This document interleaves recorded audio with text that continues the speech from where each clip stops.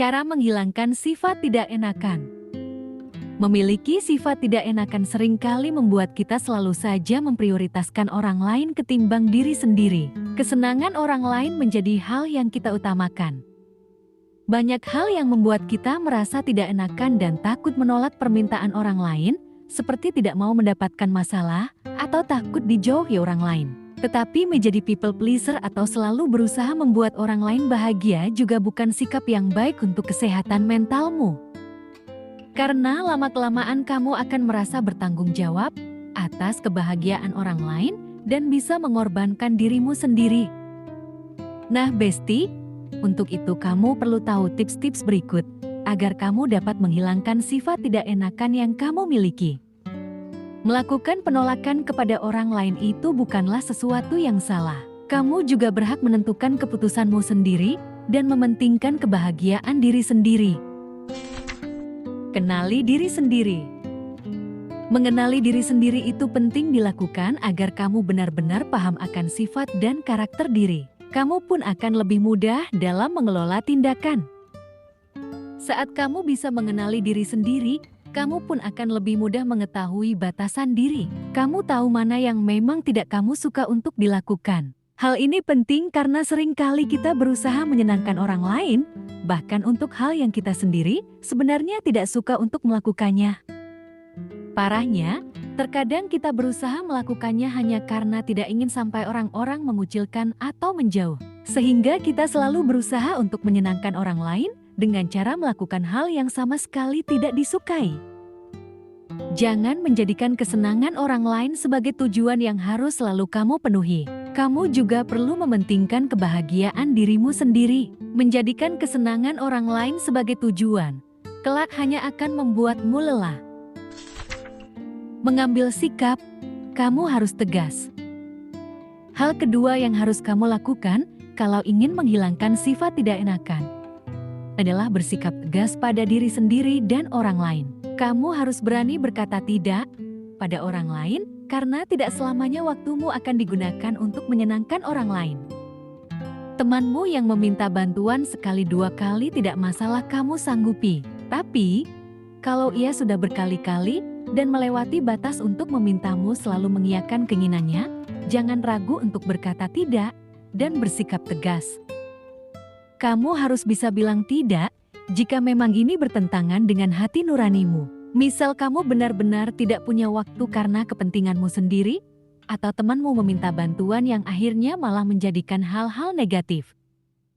Mengatakan tidak pada hal yang memang kamu tidak sukai itu bukanlah sebuah dosa besar. Kamu berhak kok untuk menolaknya.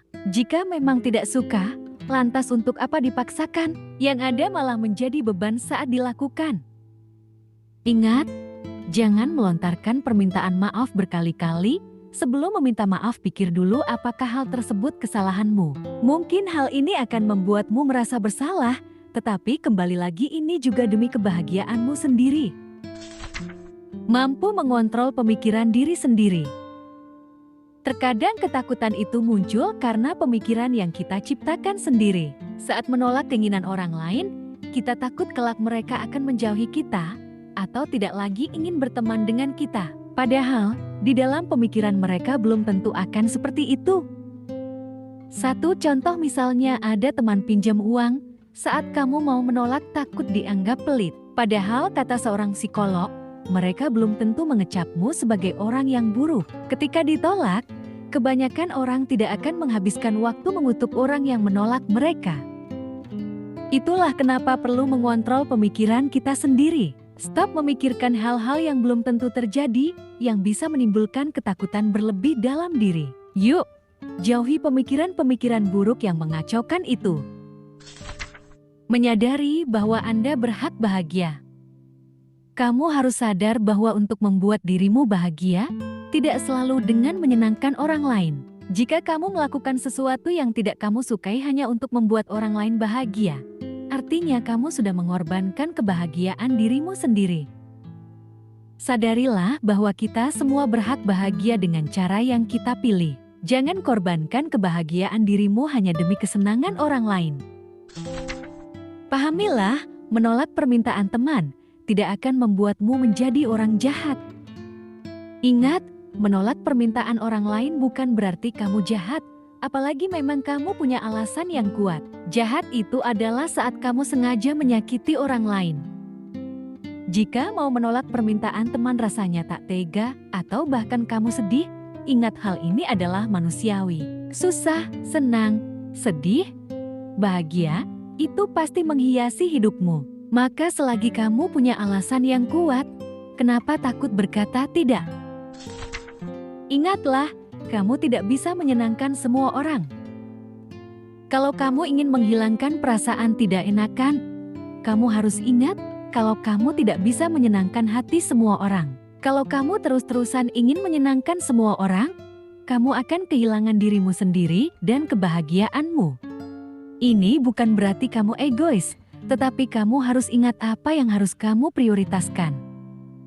Jika kamu masih berupaya untuk menyenangkan semua orang, lama-lama kamu akan merasa lelah sendiri karena tidak bisa memenuhi ekspektasi mereka. Selain itu, perasaan atau suasana hati seseorang merupakan tanggung jawabnya masing-masing.